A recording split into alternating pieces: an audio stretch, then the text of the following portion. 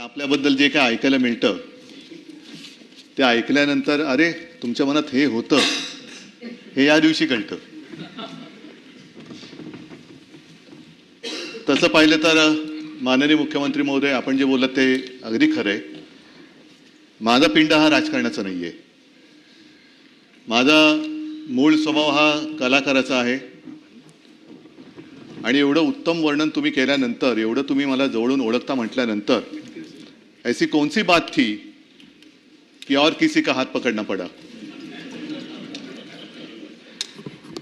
मी या विधिमंडळात आलो तो मुख्यमंत्री म्हणून आलो. आणि काही गोष्टी अशा असतात आयुष्यामध्ये घडतात की आपले ध्यानीमनी नसतं आणि अचानक ती जबाबदारी येते. जबाबदारी आल्यानंतर त्यातून पळ काढणं हे काय मर्दाचं लक्षण नसतं. ती जबाबदारी स्वीकारली आणि मला पहिल्या प्रथम सगळ्यांना धन्यवाद द्यायचे आहेत. ते म्हणजे सर्व माझे त्यावेळेचे आजी माजी सहकारी जे आहेत, मंत्रिमंडळात होते, त्याच्यानंतर सगळे शासकीय अधिकारी, मुख्य सचिवांपासून इतर सगळे सचिव, त्याच्यानंतर सगळं प्रशासन, मग महसूल खातं असेल, पोलीस असेल, आरोग्य असेल, सर्वच खात्यांच्या सर्व अधिकाऱ्यांना, अगदी आशा, अंगणवाडी सेविका, सरपंच, सर्वच या अधिकाऱ्यांपासून कर्मचाऱ्यांना मी मनापासून धन्यवाद देतो. कारण एक प्रशासनाचा गंधही नसलेला माणूस अचानक राज्याच्या मुख्यमंत्री पदावरती बसतो आणि तो राज्य चालवतोय, ह्या सगळ्यांच्या सहकार्याशिवाय हे शक्य झालं नसतं. मुख्यमंत्री महोदय, आपण स्वतः मला निरोप द्यायला अगत्याने हजर राहिलात, त्याच्याबद्दल मनापासून धन्यवाद देतोय. आणि मला तोही दिवस आठवला आणि त्या दिवसाची आठवण मी तुम्हाला करून देणार आहे. पण काल एकूण जे काही विधिमंडळात घडलं ते बघितल्यानंतर तो दिवस मला का आठवलं ते सांगतो. कारण आपणच म्हणाला होतात, ज्ञानेश्वरांचं भारूड, काट्याच्या आणीवर वसली 3 गावे, 2 ओसाड 1 वसेची ना. आता त्या गावची पाटीलकी आपल्याकडे. आता ते आणीवरची 3 गावामध्ये एक गाव आणीवर गेलेलं आहे. बाकी गावांचं काय झालं हे त्या गावकऱ्यांना माहिती आहे. आणि साहजिकच आहे, ज्ञानेश्वरांची आठवण आल्यानंतर एक गोष्ट आवर्जून सांगावीशी वाटते की ज्ञानेश्वर महाराज कोणत्या शतकात होऊन गेले, 12व्या 13व्या. त्यावेळेला ज्ञानेश्वरांनी रेड्याकडनं वेद म्हणून घेतले होते. आता त्यापासून आतापर्यंत आपण या शतकात आल्यानंतर स्वार्थासाठी रेडे कापले जातात. हा कोणता महाराष्ट्र कोणत्या दिशेने चाललेला आहे. आणि आपलं स्टेटमेंट मी कालच्या सभागृहातलं काळजीपूर्वक ऐकलं. नाशिकच्या बाबत जे आपण एक भूमिका घेतली त्याच्याबद्दल मी आपल्याला धन्यवाद देतोय. आणि हे धन्यवाद देत असताना काल आपले एक सिने कलावंत आहेत अतुल कुलकर्णी, त्यांचं एक चांगलं वक्तव्य आहे की जे पकडले जातात ते भोंदू, पण जे पकडले जात नाहीत त्या महाराजांचं काय करायचं. मला असं वाटतं आपण सगळे एकत्र मिळून एक भूमिका घ्यायला पाहिजे. आणि सगळ्या राजकारण्यांनी जर ठरवलं तर बुवा शक्तीपेक्षा युवा शक्तीला जास्त आपण ताकद दिली पाहिजे. कारण या देशामध्ये बुवा चमत्कार नाही करू शकत, युवा चमत्कार करू शकतात. आणि युवा शक्तीला जर का आपण नीट पाठिंबा दिला तर या बुवांची दुकानं बंद झाल्याशिवाय राहणार नाही. मला आज आठवतोय तो माझा मुख्यमंत्री पदाचा पहिला, जसा आपला गृहप्रवेश असतो तसा मंत्रालयातला प्रवेश. संपूर्ण मंत्रालय असं बहरून आलं होतं. खिडक्यातनं लोक डोकावत होती, काही पॅराफिटवर उभी होती, काही बाहेर आली होती. सगळ्यांच्या चेहऱ्यावरती एक आनंद होता. तो आनंद बघून मी तो क्षण विसरू शकत नाही, भारावून गेलो होतो. त्याच्यानंतर दिवस पटपट निघून गेले आणि ज्या दिवशी मी वर्ष सोडून बाहेर पडलो तेव्हा हेलावलेला महाराष्ट्र बघून मी गहिवरून गेलो होतो की हे सगळं प्रेम या महाराष्ट्राने आपल्याला दिलं. हे असं प्रेम फार थोड्या लोकांच्या नशिबामध्ये येतं. आणि मला आठवतंय की मी मुख्यमंत्रीपद म्हणजे वर्षा सोडला आणि मातोश्रीत आलो. मुख्यमंत्रीपद सोडलेलं नव्हतं, एक 2-4 दिवसानंतर ते सोडलं. आणि त्या काळामध्ये साहजिकच आहे, घरी बसून म्हणजे मातोश्रीत बसून मी कारभार करत होतो. अनेक मंत्री सुद्धा घरीच येत होते, घरीच त्याच घरातून त्यांना पदं दिली होती, ते घरी बसूनच दिली होती. पण काही अधिकारी माझ्यासोबत नेहमी यायचे 2-4 दिवस, कारण सरकारी काम थांबू शकत नव्हतं. सगळी कामं झाल्यानंतर एका अधिकाऱ्याने मला विचारलं सहज, कारण जसं नेहमी बोलतो तसं मी बोलत होतो, हसत खेळत त्यांच्याबरोबर चर्चा करत होतो. आणि ते बघितल्यानंतर एका अधिकाऱ्याने मला विचारलं, सर एक विचारू का? म्हटलं विचारा. काय? सर तुम्ही मुख्यमंत्री पदाची शपथ घेताना जसे होतात तसेच आज सुद्धा आहात, हे कसं काय? माझ्या मनात पटकन आलं. मी म्हटलं काय आहे की जे आपलं नसतं ते स्वीकारण्यात आनंद होण्याची गरज नसते, आवश्यकता नसते. आणि जे आपलं नसतं ते सोडण्यामध्ये दुःख होण्याची तरी काय गरज आहे? त्याच्यामुळे जसं मुख्यमंत्रीपद अचानक आलं तसं मुख्यमंत्रीपद गेलं. मी माझ्या घरी आलो. त्याच्यामुळे माझं घर आणि त्या घरातला आनंद हा सगळ्यात महत्त्वाचा, हा मला वाटतं प्रत्येकासाठी असतो.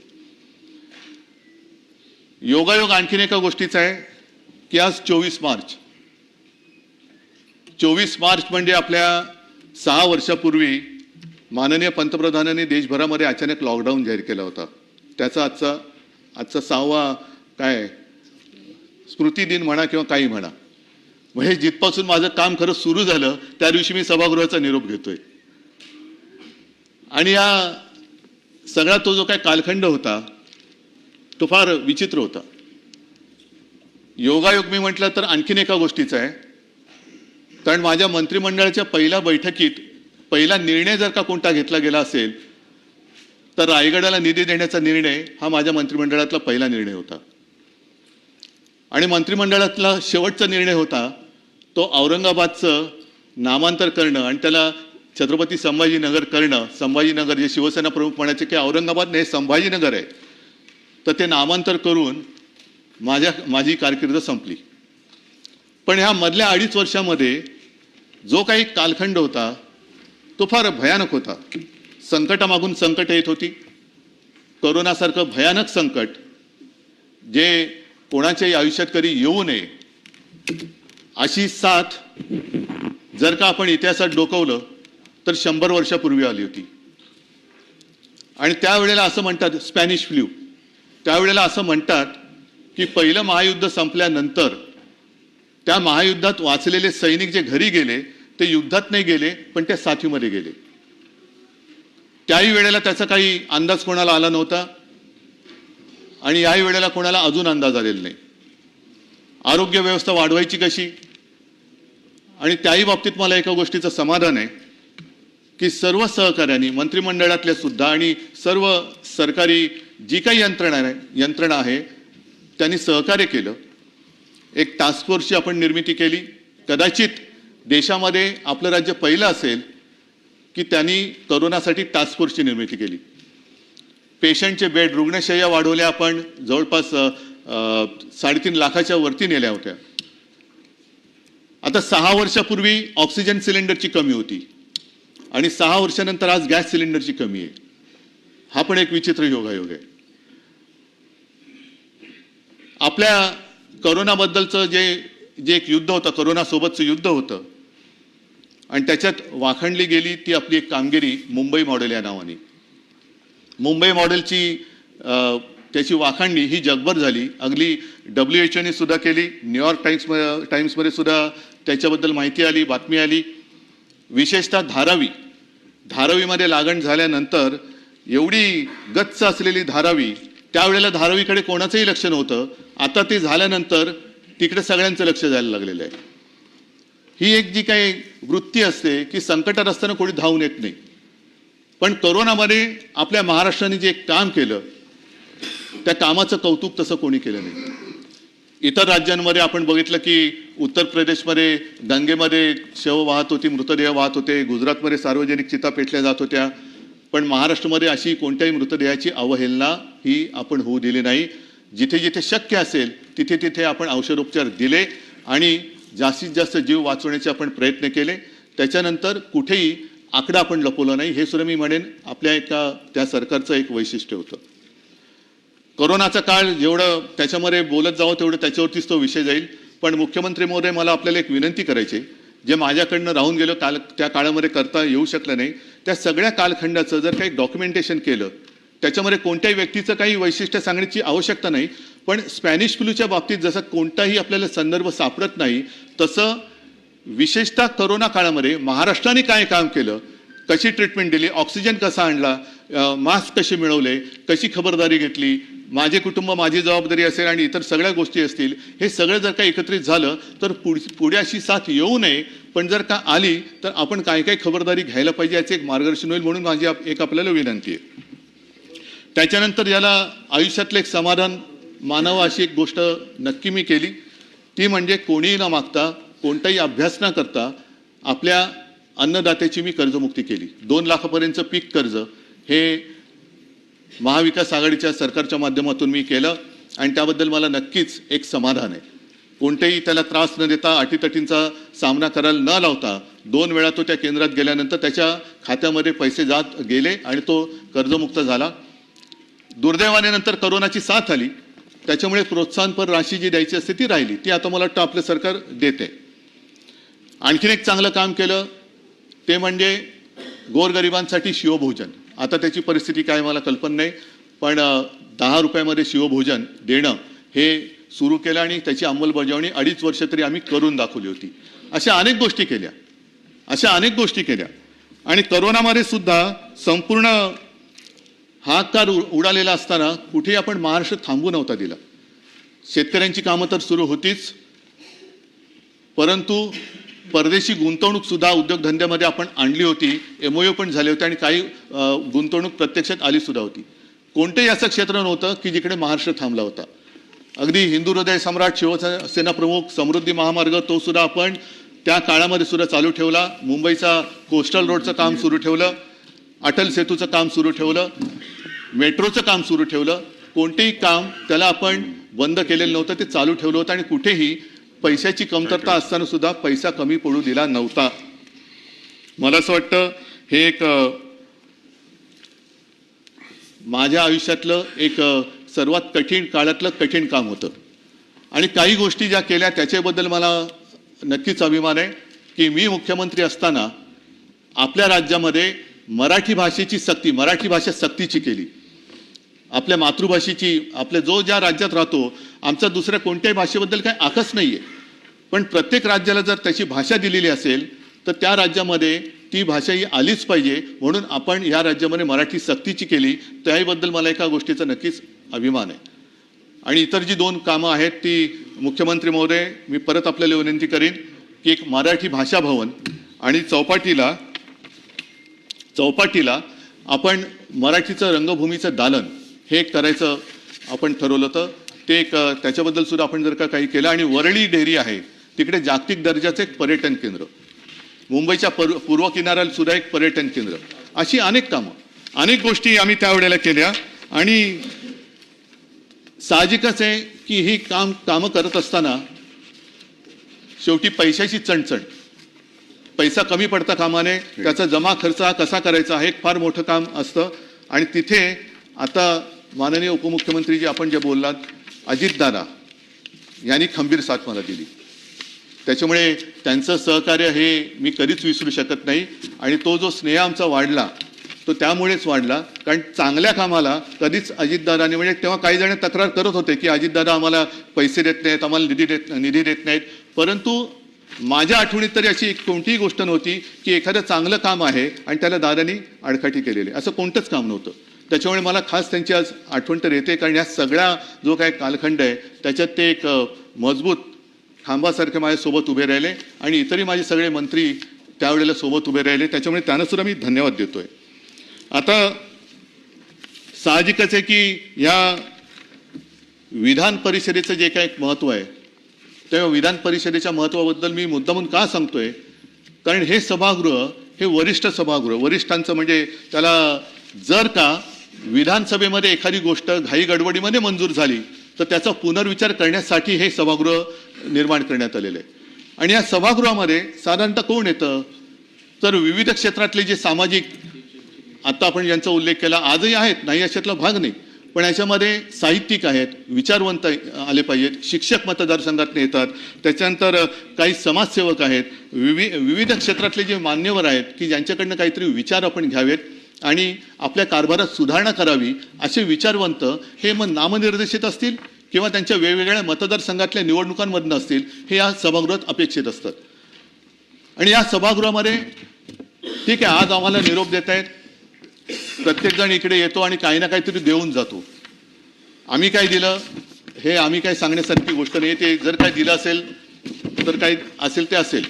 पण यापूर्वी जे सदस्य या सभागृहात येऊन गेले आणि त्यांनी ज्या काही गोष्टी इकडे दिलेल्या आहेत, माझी आपल्याला विनंती आहे की मी एकूण जे काही मधल्या काळामध्ये सगळा कारभार बघतोय, याही सभागृहाचा, खालच्याही सभागृहाचा, सदस्य जे निवृत्त होत आहेत त्यांना पण निरोप जरूर द्यायला पाहिजे, कारण त्यांची तेवढी टर्मच असते. पण आजपर्यंत ज्या दिग्गजांनी जे आपल्याला संस्कार दिलेत आणि परंपरा दिले, त्याला मात्र या सदस्यांनी, जसं हे सभागृह कधी विसर्जित होत नाही, तसंच त्यांनी दिलेले संस्कार आणि परंपरा याला सुद्धा आपण कधी निरोप देता कामा नये, ह्याची खबरदारी आपण सगळ्यांनी घ्यायला पाहिजे. आणि या सभागृहामध्ये जर का थोडीशी जुनी नामावली काढली तर अगदी सुरुवातीपासून पद्मभूषण शकुंतला परांजपे, रँगलर परांजपे यांच्या कन्या, ज्यांनी महिला क्षेत्रामध्ये फार महत्त्वाचं काम केलं, विशेषतः कुटुंब नियोजन असेल आणि महिला शिक्षण असेल, याच्यावरती त्यांचं योगदान हे फार महत्त्वाचं आहे. म्हणजे त्यांनी एकूण महिला हक्क, कुटुंब नियोजन, शिक्षण, आरोग्य याच्यावरती त्यांनी सुद्धा प्रभावी भाषणं आणि काही लोकसंख्या नियंत्रणाला त्या धोरणाला आकार देण्याचं काम त्यांनी केलं. त्याच्यानंतर असे अनेक जण आहेत. विस पागे हे सुद्धा सभापती होते आणि त्यांनी रोजगार हमी योजनेचे ते जनक, त्यांनी सुद्धा ती योजना दिली. म्हणजे असं कोणी, सगळेजण काही ना काहीतरी आपल्याकडे देऊन गेलेले आहेत. स्वातंत्र्य सैनिक होते ते आणि या परिषदेचे पहिले दीर्घकाळ राहिलेले ते सभापती होते. त्याच्यानंतर एक थोडंसं वेगळं उदाहरण मी आपल्याला देणार आहे.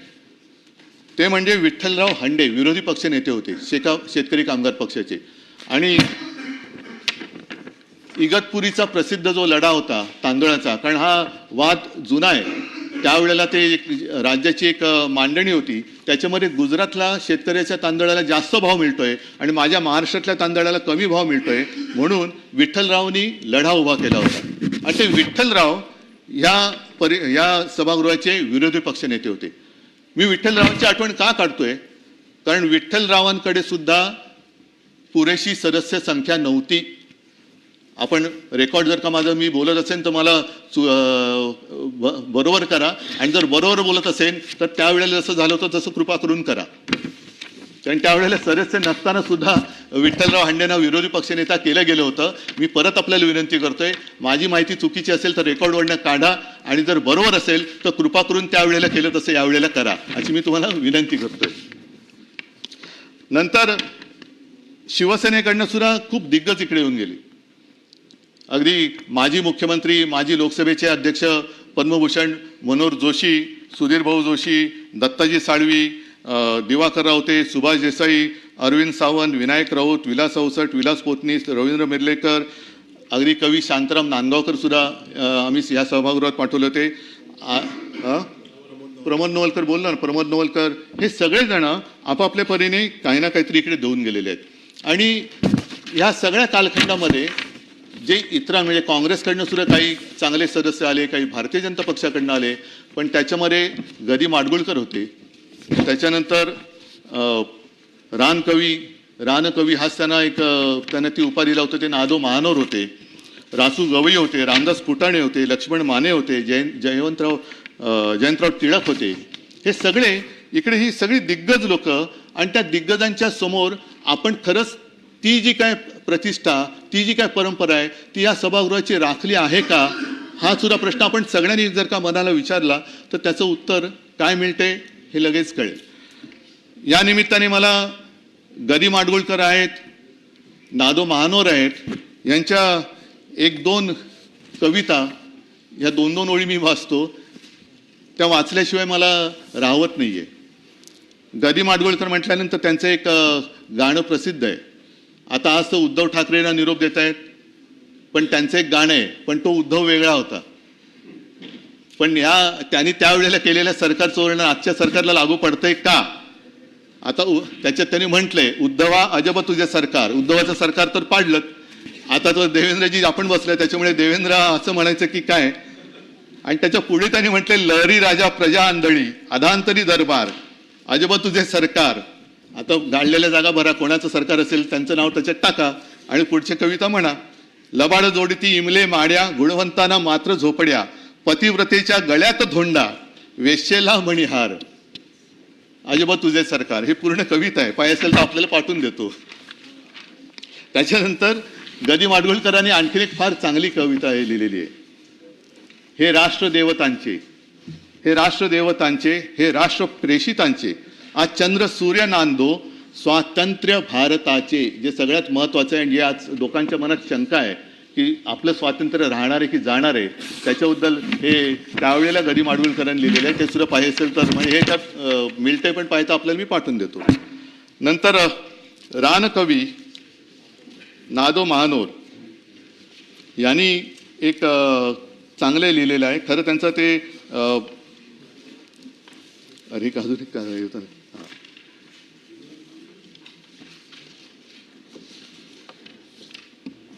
याच्यात